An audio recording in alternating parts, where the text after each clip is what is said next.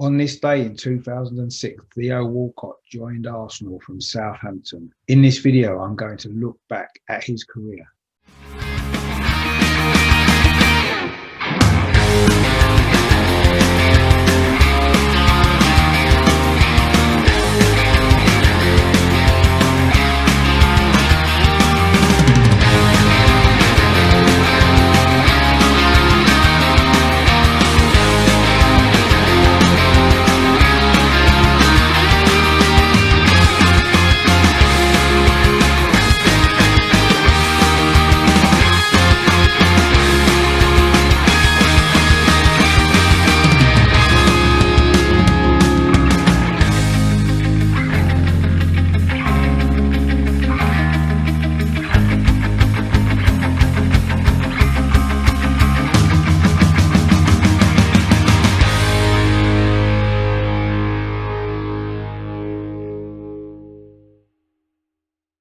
Hello, I'm Richard. Welcome back to my channel over and over again, the Positive Arsenal channel.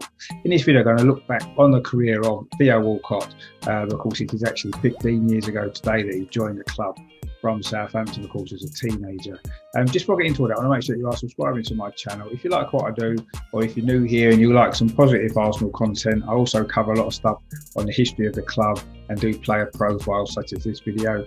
Please click on the subscribe button down in the corner there. Please give this video a thumbs up as well if you like it. And if you've got any comments at all to make about Theo Walcott's career at Arsenal or anything at all to do with the club, please drop them in the comments box as well, because I do love to hear from you guys.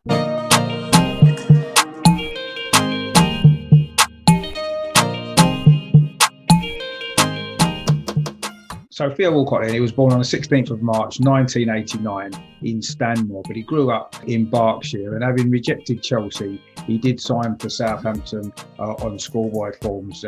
He became the youngest player to play in their reserve team, which was in September 2004. He then became the youngest player also to play in their first team, and that was at the start of the 2005-2006 season. He actually scored on his debut against Leeds, that became their youngest goal scorer. And also as well, he actually scored in his first 3 appearances for Southampton. That, of course, tempted the interest from other clubs as well. And then I say on the 20th of January 2006, he joined Arsenal. The initial fee was £5 million, rising to £12 million, of course, dependent on appearances. Now, if you remember, he didn't actually play any first team games that season for Arsenal, but he made his debut on the opening day of the 2006-2007 season. Of course, the first Premier League game played at the Emirates Stadium against Aston Villa. He came on as a substitute that day with Arsenal 1-0 down and did create the equaliser for Gilberto Silva. So he did make a big impression. He scored his first goal for the club later on that season in February 2007. It was in the League Cup final, actually, at the Millennium Stadium against Chelsea. He made a habit actually of scoring in big games right from, say, his very first ever goal. But his early career at Arsenal was blighted by injuries. He actually dislocated his shoulder in November 2008, and that was while on international duty with England.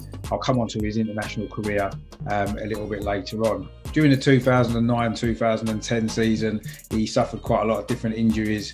He had a back injury, a hamstring injury, and also a knee injury. But he came back at the start of the 2010-2011 season. He actually scored a hat-trick against Blackpool in our first home game of the season, a game that we won 6-0. That was his first hat-trick of his senior career.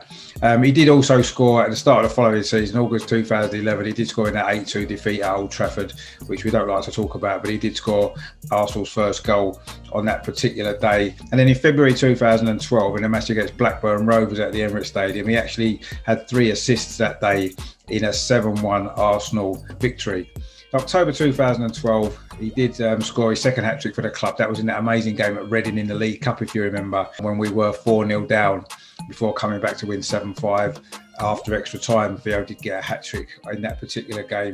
And in fact, at the end of that 2012-2013 season, he actually was our top scorer with 21 goals. He got another hat-trick as well during that season at home to Newcastle in a game that we won 7-3.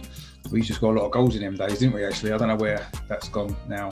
In September 2013, he suffered an abdominal injury. And then, of course, later on that season, January 2014, in the FA Cup game against Tottenham, it was when he suffered that cruciate knee ligament injury. Of course, if you remember the famous moment as he was getting stretchered off in front of the Tottenham fans, and he gave it the 2-0 sign, didn't he, to the Tottenham fans, which they didn't particularly like. So, unfortunately, that injury ruled him out for the rest of that season. It ruled him out of the FA Cup victory against Hull, of course, in May 2014, and also the 2014 World Cup.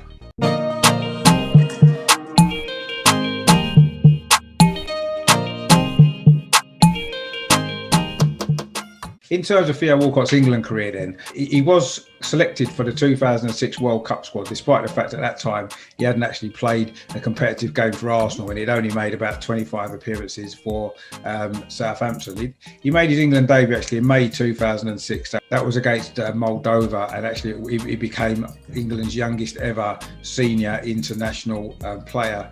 He did play for the under-21s in the 2009 European Championships. Of course, they did reach the final. Theo did play in the final against Germany, but unfortunately England lost 4-0. He did become the youngest England player ever to score a hat-trick. That was in September 2008 in a game away in Croatia, where England won 4-1. And he did play also in the 2012 Euros for England as well. He scored in one of the games against Sweden in a 3-2 victory, and also set up the winner for Danny Welbeck, of course, who he would later join up with at Arsenal as well. In the end, Theo Walcott only actually made 47 appearances for England over a 10-year England career, and he did score 8 goals. Probably never quite lived up to the hype of the 2006 World Cup, of course, when he was so young.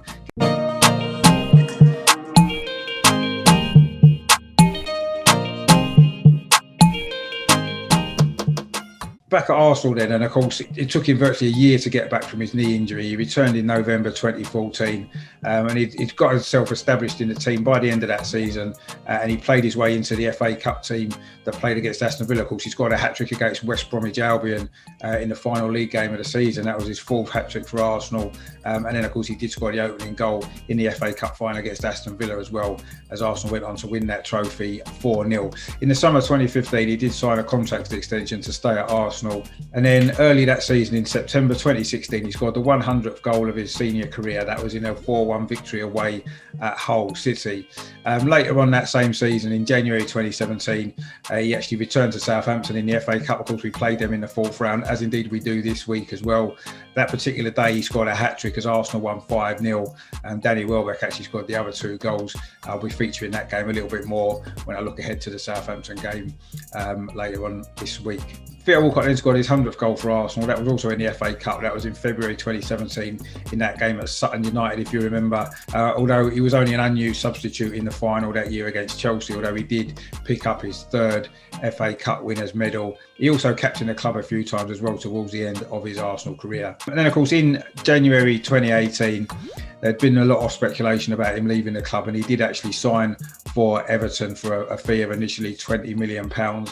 And he did score in his 2nd match for Everton, actually, against Leicester. He made a good start to his career there. Of course, in the end, it didn't really work out from Everton, did it? And then in October 2020, he went on loan back at Southampton.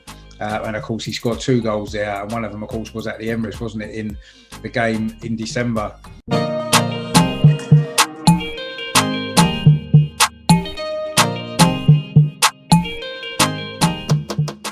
I think overall, Theo Walcott had a good career. In total for Arsenal, he made 397 appearances in a 12-year career, scored 108 goals across all competitions. So he was top scorer in the 2012-2013 season with 21 goals. He did score 19 as well in the 2016-2017 season. So he did have a good goal-scoring record. He did end up winning 2 FA Cups with Arsenal, having missed the 2014 final through injury. In his whole career so far today, he's actually made 562 senior appearances and scored 134 goals.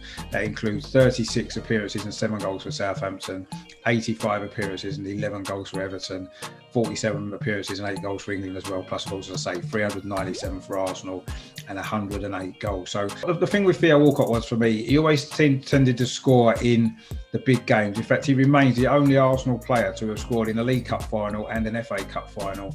And he did tend to get goals when it mattered. He scored a lot of goals in league games against Chelsea, against against Manchester United, against Manchester City, against Tottenham, of course. He always seemed to score in those games. I say he scored in FA Cup semi-final, he scored in the League Cup semi-final, he scored in the League Cup final and FA Cup final. He scored many Champions League goals, important goals as well. He scored in a quarter-final against Villarreal back in 2008 as well. So he did manage to step up and score in the big games. Sometimes it gets ignored that the sort of career he had at Arsenal. I think a lot of people thought he maybe lacked consistency, and maybe that's true, but I think overall his career at Arsenal was successful. I thought he was a really good player for Arsenal. He showed a lot of loyalty to the club as well, and I'm pleased that he's gone back to Southampton and he's doing well there. Let's just hope that he doesn't come back and haunt us again in the FA Cup game this weekend, or indeed the league game at St Mary's next week as well. That's just a video there looking back on the career of Theo Walcott, of course, which marks 15 years ago today since he signed for Arsenal from Southampton. Stay tuned to the channel because I've got lots coming up. I'll be doing a preview of the Southampton FA Cup game tomorrow. That'll be released on the channel. Then on Friday evening, I've got the pre-match show. I've got a Southampton fan coming on as well. We're doing all the usual stuff, looking back on past meetings between the clubs, players that's played for both clubs as well. We will include a preview of the league game on Tuesday as well. Get it all in one show. I think it's probably the best way to do it. So we'll look ahead to both of those two games. So that's Friday at 7 o'clock. So loads coming up. If you haven't done so already, please subscribe to my channel just by clicking on the button down in the corner there. Give this video a thumbs up as well if you like it. I say stay tuned because there is lots of great stuff coming on. And of course, in the meantime, as always, as we head towards an FA Cup weekend for Arsenal, come on, you Gunners!